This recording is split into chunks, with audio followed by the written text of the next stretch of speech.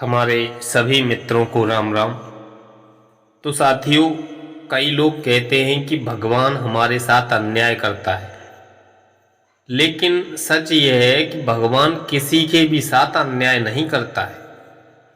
जैसे आप समझिए कि पिता अपने पुत्र के साथ अन्याय कर सकता है, वैसे ही इनका सीधा हिसाब है।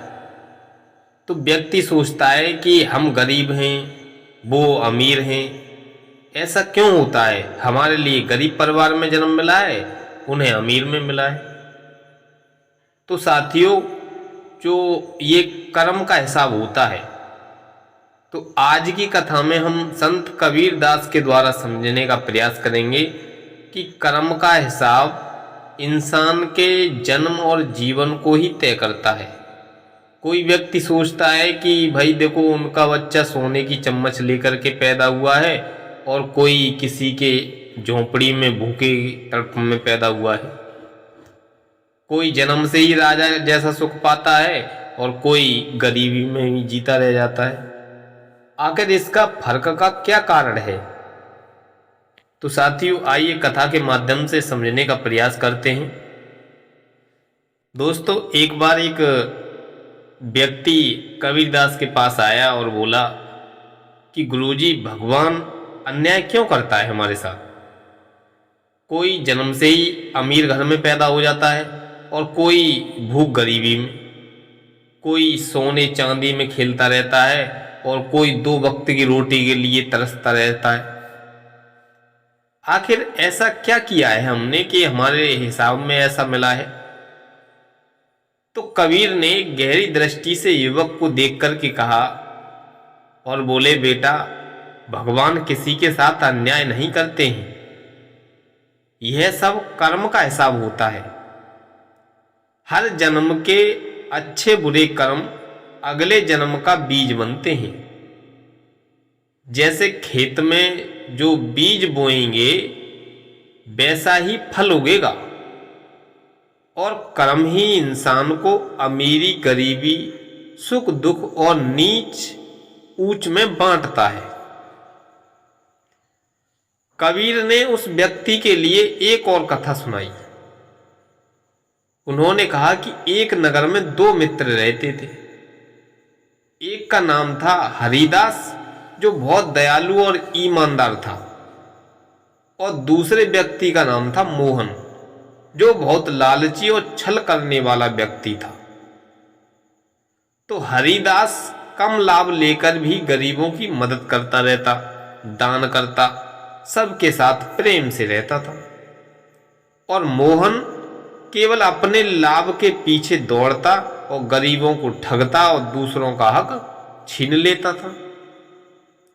तो समय बीता और दोनों की मृत्यु हो गई। अगले जन्म में हरिदास एक समृद्ध व्यापारी के घर में जन्मा, और जन्म से ही उसके पास वैभव, धन, सुख सुविधाएं बहुत अपार थी, क्योंकि उसके पिछले जन्म के दान और करुणा के कर्मों ने उसे अमीरी का फल दिया था। और मोहन गरीब मजदूर के घर में जन्म हुआ उसका, और जीवन भर कठिनाई, भूख का सामना किया, क्योंकि उसने लालच और छल ने उसे दुख के बीज दिए थे। तो कबीर जी बोले, देखो, यह भगवान का अन्याय नहीं है, यह तो आत्मा का कर्म फल है, जो जन्म जन्मांतर तक साथ चलता रहता है।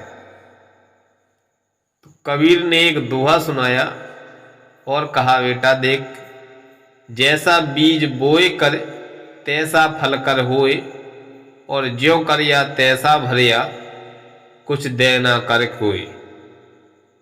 साथियों, जो बीज हम बोते हैं वैसा ही फल मिलता है हमें, और जो कर्म हम करते हैं उनका फल हमें ही भोगना पड़ता है। क्यों? कोई और नहीं भोग सकता है उसे। तो आज हम देखते हैं कि कोई व्यक्ति जन्म से ही समृद्ध है, जबकि कोई संघर्ष नहीं है उसके पास। लेकिन इसका अर्थ यह नहीं है कि वह गरीब होना चाहिए या गरीब अभिशाप है।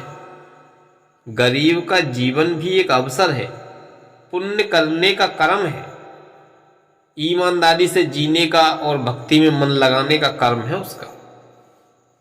कई बार अमीरी भी परीक्षा होती है।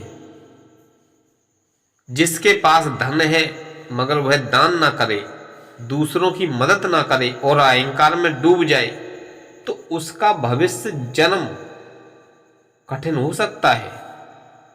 कबीरदास कहते हैं कि अमीर गरीब होना भगवान की मर्जी नहीं है, बल्कि हमारे कर्मों का फल है।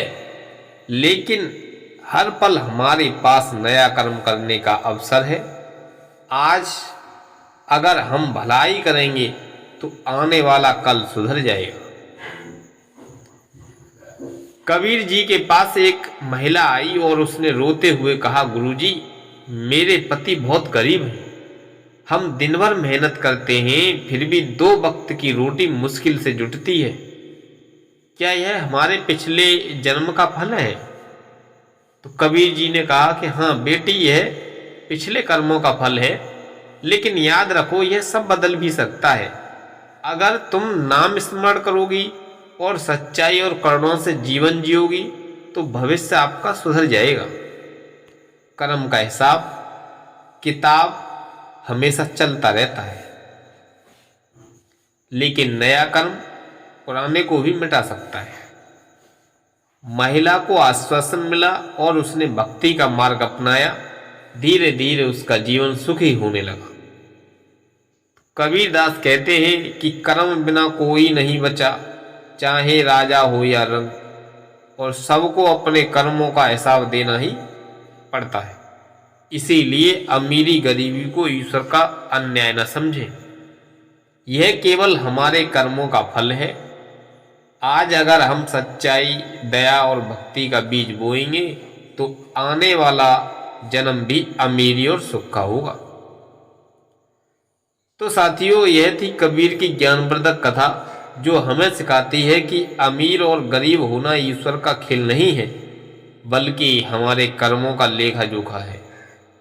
इसीलिए हमें हर पल सही कर्म करने की कोशिश करनी चाहिए। तो साथियों, यह ज्ञानवर्धक प्रसंग आपके लिए कैसा लगा, आप अपनी कमेंट बॉक्स में राय जरूर दें। अगर आप हमारे चैनल पर पहली बार आए हुए हैं तो चैनल को सब्सक्राइब करके बेल आइकन प्रेस कर दें, ताकि इस तरह की ज्ञानवर्धक कहानी आपको सुनने को मिले और आपका जीवन धन्य हो। सभी मित्रों को राम राम।